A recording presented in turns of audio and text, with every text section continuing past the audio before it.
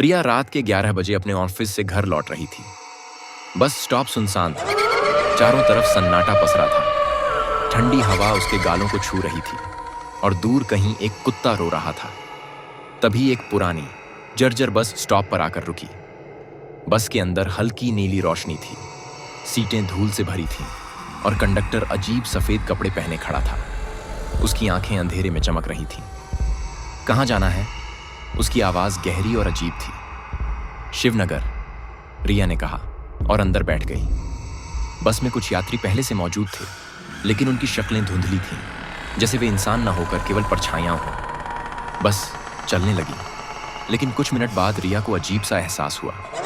बाहर के नज़ारे वहीं के वहीं थे, वही सुनसान सड़क, वही दुकानें, वही बंद स्ट्रीट लाइट। ऐसा लग रहा था जैसे बस कहीं जा ही नहीं रही, बस समय में फंसी हुई हो। तभी एक यात्री ने अपना चेहरा घुमाया। उसकी आंखें काली गहरी खाइयों जैसी थीं। उसने धीमे से कहा, तुम्हें यहां नहीं होना चाहिए। रिया के रोंगटे खड़े हो गए। उसने घबराकर कंडक्टर से कहा, बस रोकिए, मैं उतरना चाहती हूं। कंडक्टर मुस्कुराया, लेकिन उसकी मुस्कान इंसानी नहीं थी, बल्कि किसी दानव जैसी थी। अब बहुत देर हो चुकी है। तभी बस के सभी यात्री एक एक करके गायब होने लगे। रिया ने खिड़की से बाहर देखा, लेकिन वहां कुछ भी नहीं था। न सड़क, न शहर, सिर्फ घना अंधेरा। अचानक छत से किसी के रेंगने की आवाज आई। रिया ने ऊपर देखा। एक काली परछाई उल्टी लटक रही थी। उसकी आंखें अंगारे जैसी जल रही थी। रिया चीखने ही वाली थी कि अचानक बस की लाइट्स बुझ गईं।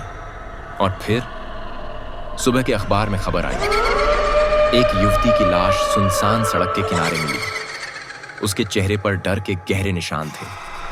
लोग कहते हैं कि उसने भूतिया बस देख ली थी, जो हर अमावस्या की रात चलती है, लेकिन सफर से कोई लौटता नहीं।